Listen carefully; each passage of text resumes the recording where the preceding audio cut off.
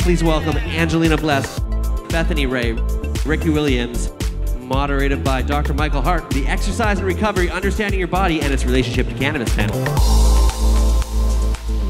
Okay, so this is the Exercise and Recovery panel for cannabis. So I'm just going to ask everyone a few questions. So, Bethany, I'll start with you. You started hosting cannabis-friendly fitness classes as part of work with Flower and Freedom. Would you tell us a little bit about that? Yeah, absolutely. So my name's Bethany Ray, for anyone who missed that. I've started Flower and Freedom, a lifestyle brand. I'm curating some of the best of cannabis for the health-conscious consumer, and I'm bringing that to you in authentic, experience-based content. So part of creating that content, I decided to combine my passion for athletics, sports, and exercise with cannabis, and I started some Flower and Freedom fitness classes in Vancouver. I'm using some event space at some of the nice cannabis dispensaries. And at these fitness classes, we do yoga, Pilates, dance workouts, boot camp, and no consumption is facilitated or supplied at these events.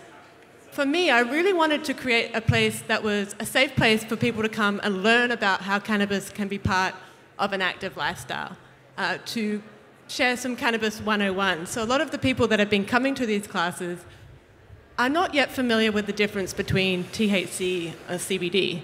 And I take 5 minutes at the beginning of each class to teach them some cannabis basics that I've learned in my cannabis experiences, and perhaps share a product or service that is an alternative to smoking to really show them that cannabis can be it can work with their needs, and it's really a personal experience. So I look forward to doing some more of those classes in Vancouver and around Canada. I hope I can see some Flower and Freedom fitness classes in Toronto soon.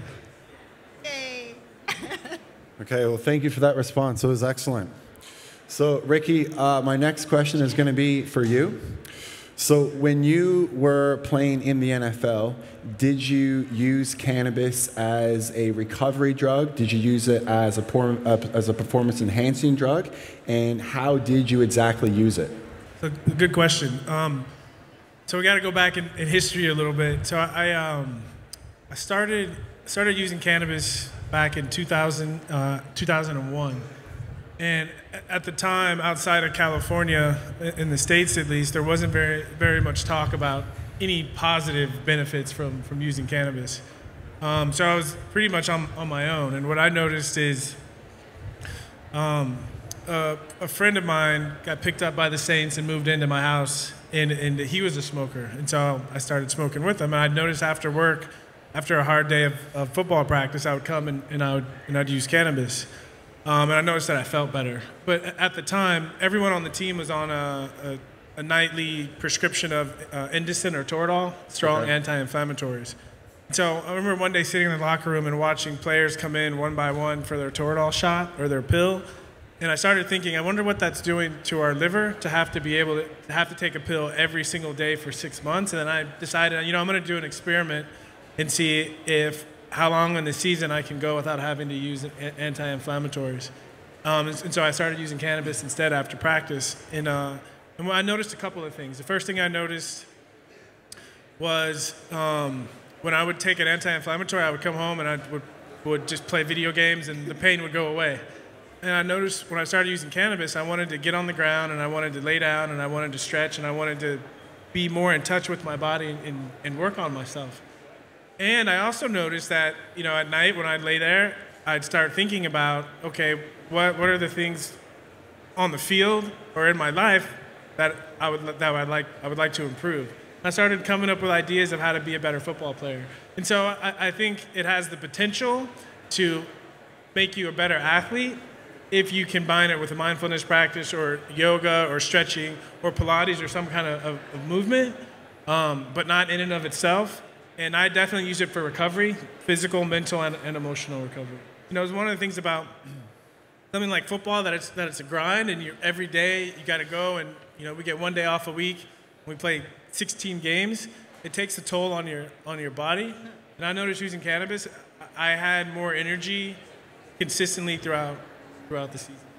And the other part of the story is I was actually failed a drug test in the NFL for cannabis and was put in the NFL's drug program, which meant I was tested 9 times a month.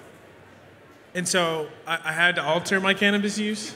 I tried to stop using it, but I realized after using cannabis to play football and the quality of recovery that I got, it was difficult for me to not use it because my other alternatives, was strictly altering my diet or going back to pharmaceuticals. And so I got down to, I realized, okay, if I'm in this drug program, I had to really limit my consumption, and I still found amazing benefits.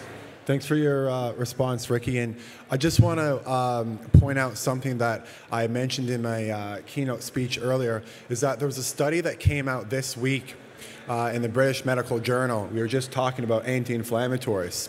And there's a big misconception, and I've been guilty of this in the past, in thinking that anti-inflammatories are only detrimental if you use them chronically.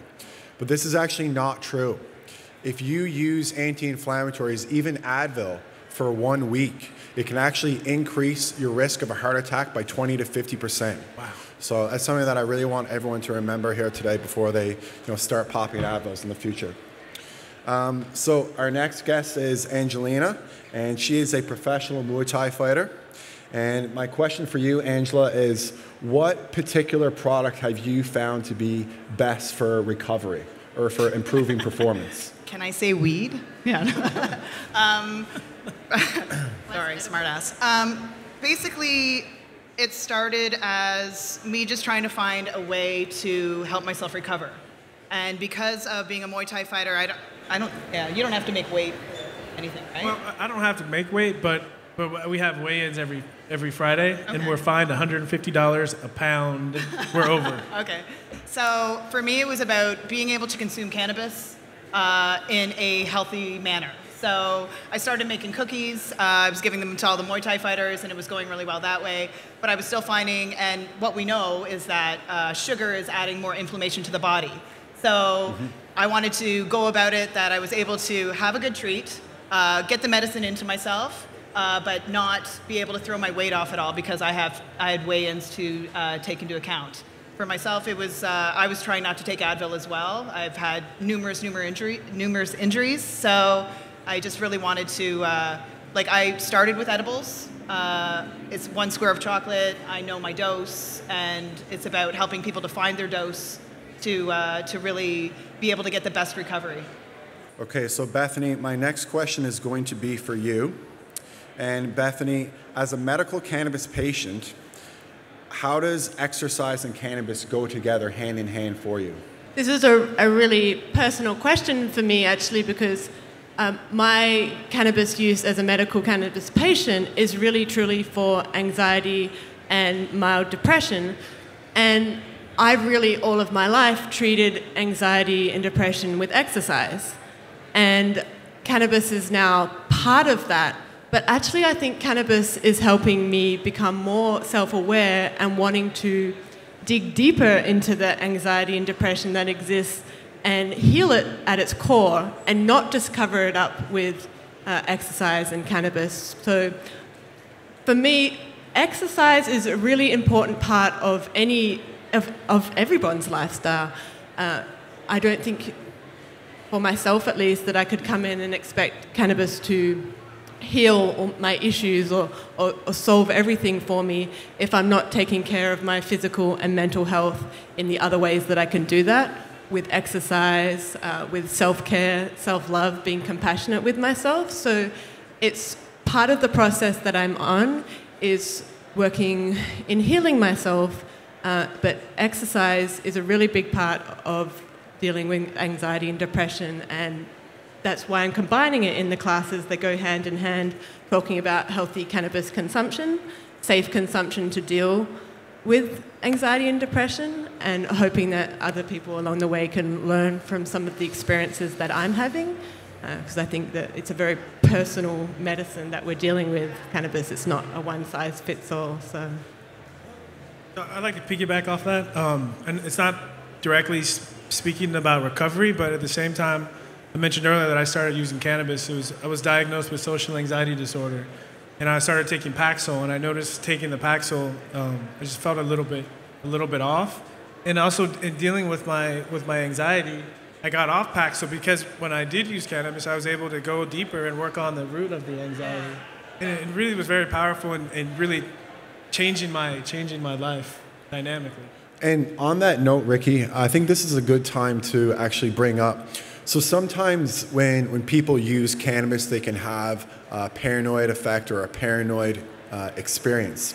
And I know we're talking about the exercise panel today, but given the stories that you just discussed, do you believe that cannabis is something that can help you delve a little bit deeper into perhaps reaching your problems, and perhaps that paranoia is something that's actually good? Maybe it's surfacing something that you need to deal with, and maybe these medications like Paxil, they do not provide that. And if you use Paxil and you get benefit, that's great. But I don't think anyone who's using Paxil is going to be able to dig deeper. They're not going to get a paranoid effect that's going to surface something that they need to deal with. And do you feel that you've had the same experience, Ricky? Yeah. So it's what we're talking about. I think cannabis is a wonderful tool, but if you put a hammer on the table, it's not going to do anything. You got to pick it up and use it skillfully. And I think cannabis is the same way.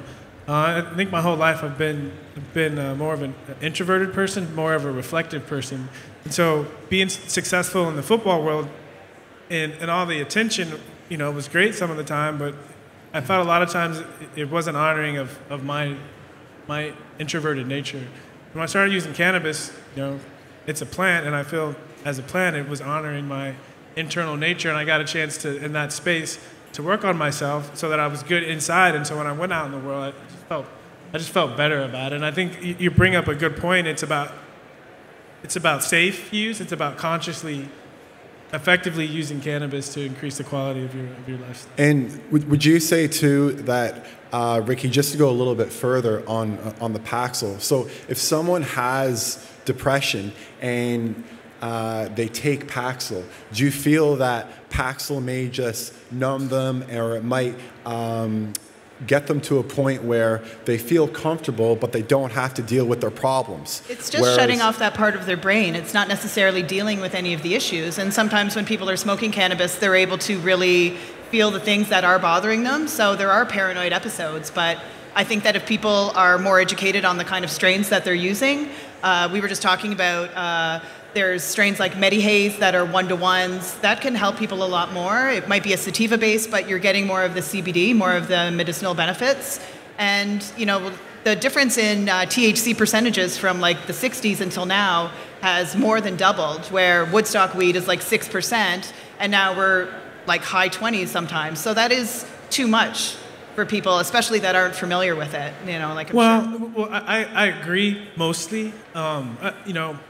I'm just gonna go off a little bit here. Go. Is for me, my sense is people that struggle with cannabis, it's more of a spiritual issue than anything, about opening your mind and how open are you willing for your mind to be. And I think I see some people who've tried to control their life and live their life in a small box, and when they use cannabis and they're aware of what actually exists outside that box, they have a difficult time dealing with it. And I have friends, meditators, very spiritual people, where it seems like it doesn't matter how much THC or whatever is going on, they're able to still, because they're used to functioning in space with outside of their little box, and I find they do extremely well with it. Okay, so my next question is going to be for you, Angelina. So can you explain sensory deprivation? And my question with that also is, do you use cannabis before you get into a sensory deprivation tank? And what are the differences when you go into the tank without cannabis and when you go into it with cannabis? Well, it's my journey with Float Toronto started when they opened almost 3 years ago. And basically, like Ricky, my sport is extremely aggressive. It's very, I've had every injury known to mankind. So I can deal with the injuries, but then it became like mentally draining. My cortisol levels were shot, my adrenal fatigue. I was getting injured, I wasn't understanding. I was having like breakdowns and depression. And So I just needed to slow it down. So I met the guys at Float Toronto, and basically what it is you're stepping into a bathtub that is 11 inches of water, and it has 1,000 pounds of Epsom salt. So in that 1,000 pounds of Epsom salt, you're getting all the magnesium. But not just that, it's a completely dark space. So even sitting here comfortably, there's lights around me, there's people, there's cameras, there's noise, and it just shuts that all down. So we're on our phones so much, we're totally taxed mentally, physically. So getting into that tank, you're at full weightlessness. And it allows your body to get the rest that it needs. And that's what I really found with my training. And once I started using cannabis, getting in the tank, relaxing, even just like 1 hour a week, it's amazing. It's a cell phone-less environment. You know, you can't Instagram. You just actually have to like treat yourself and like find your, you know, like I think of so many crazy things in there. Anything from fight technique to how to make better edibles to just letting go. And that's something that we're not doing. Do I use cannabis in the float tank? Absolutely. Yes. I have a little prescription that I've kind of figured out for myself. So I'm taking my milligram dose of edibles, and then I'm smoking like CBD strains before I get in. I'm finding that sativa strains don't work as well because it makes me a little too active in my mind, unless I'm really wanting to figure some stuff out. And that's when I would do more sativa-based. But edibles in the float tank, it's already opening up the natural DMT part in your brain. So that with edibles, I find I have extreme hallucinations, and like it's being at complete weightlessness with no stress. So it's absolutely healing. You're getting the rest and recovery that you need. Yeah. And as these sensory deprivation tanks are becoming more and more popular, I first learned about them in around 2011 on a Joe Rogan podcast, and I had my first experience around that time.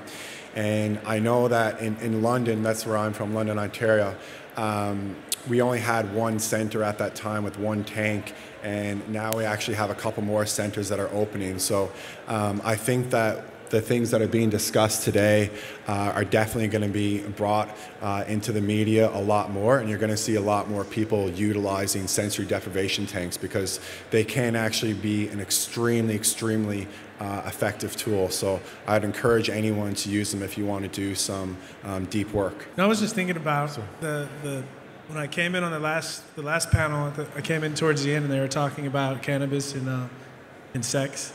And I was thinking about recovery, and this conversation is making me think there's a lot of things that we can do to increase recovery, to increase that time where our body's not stressed out or doing something. And sex is one of them. And I realized that cannabis, because it's for me, one of the things that cannabis does, that it can also go synergistically with yoga, Pilates, exercise when you're really moving and functioning from a deeper level of stillness.